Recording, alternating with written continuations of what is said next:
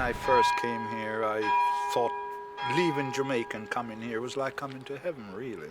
Because when you've been working from a 6-year-old boy right up till you're 16, you know, and you come here was like having a holiday. I was brought up in a very small island where everybody knew everybody else, and it was a very prudish, very religious country, so you couldn't do anything. I was young, testosterone were kicking, so somebody advised me. They said, one leg up, one leg down, that is the way to London town. So I came to London. I came back because of the ethnic difficulties there. And I thought, anyway, the children will get better English education here. My husband, he came because he's the only one graduate. When Pinochet killed our president Allende, we lost our home, our land, everything. We lucky, but our family, our sisters and brothers, our people, many people died. From beginning, if you speak English, that means your future will be very high standard. I was born on the other side of the fence, or what do you call it, the other side of the blanket, and I grew up with my grandmother. My grandmother came to England just after independence. And where are you from? Jamaica. Right. And she sent for me then as a school child. And it was very lonely up there. I didn't come alone. I came with my mum and dad. My father was on 6 months leave from his job. And my mum accompanied him and I came. So I had a bit of cushioning.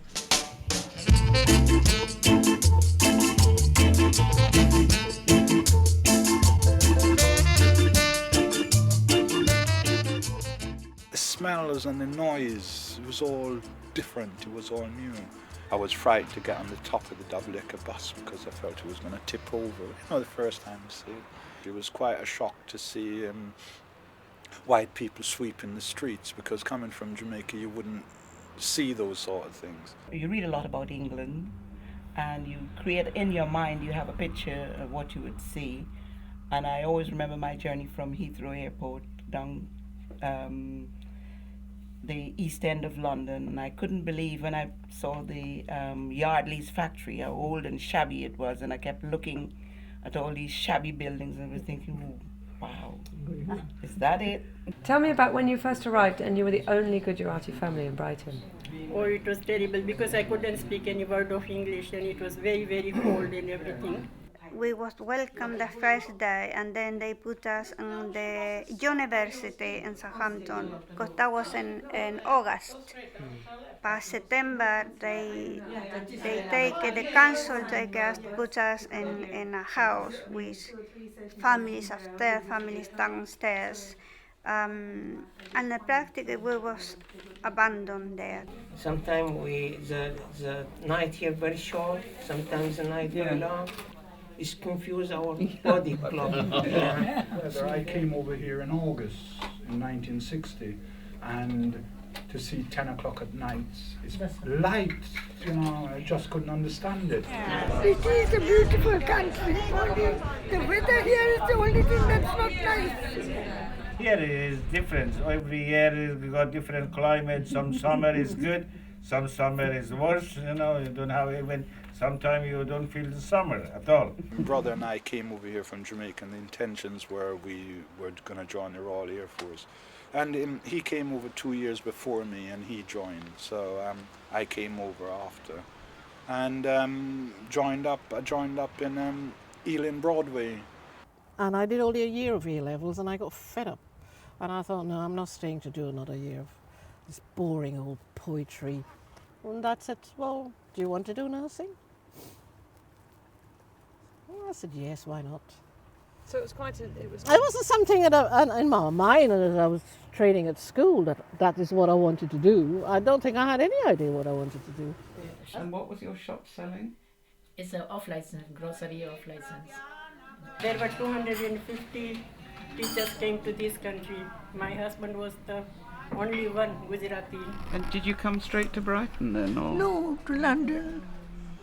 And there I got a job But there again, there was difficulties because of the color problem. So you were more qualified, but you still couldn't get a job. Exactly. I tried many ways. Even 2 years, I did volunteer job I mentioned in the beginning, but I never get any paid job in this country. Coming from a British colony where you had British people teaching you and you're singing all the British songs and everything else, it's just like home. Don't feel any different. Only when you get people who are prejudiced and passing remarks and things like that, that's the only down point, you know. It was impossible practically to get a accommodation because you were colored. They don't think we are civilized, some people. We are sort of restricted people. We don't understand the culture and things like that. So it's very difficult to explain to them that we are very familiar with the culture. We can do things as well as they can. So we have to fight for it. If somebody said something to you, you would challenge them, because if you didn't, their friends are going to follow on. So you had ways of protecting yourself. When I see the racism happening in the schools and with the young people, and I'm thinking, oh, it's still going on, it's not changing. People said, oh, it doesn't exist, but it does exist. You asked me about my children. I mentioned to them, your freedom here more than our country, but this freedom, you get right things, not doing some wrong. For example, they never ever drinking, never smoking. When we went to Chile, they called my children gringos because they was speak with the accento. It's very funny, the accento. Everybody laugh, even me laugh. In our country, you know, sometimes we're not allowed to make concert or party or like this, or make any song celebration, and we find here and we love it. So Brighton seemed like the big wide world. It did, and it was a big wide world. People were nice, and we, as nurses, we had quite a lot of different perks.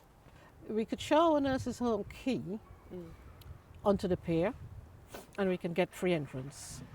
We could go to the hairdresser, show you key, and you get half price hair cutting. And at the back there, you got the race course, haven't you? Yeah. They used to lower from the ward a cup tied to a bit of string, and as a passerby is going along the wall that you were standing by out front, they'll put the money into the cup for them and the name of the horse they want to be put on the bet. And I said, well, did they not run away with your money? They said, no, if we won, that cup will be sent back up to us, and the winnings in it. How about that?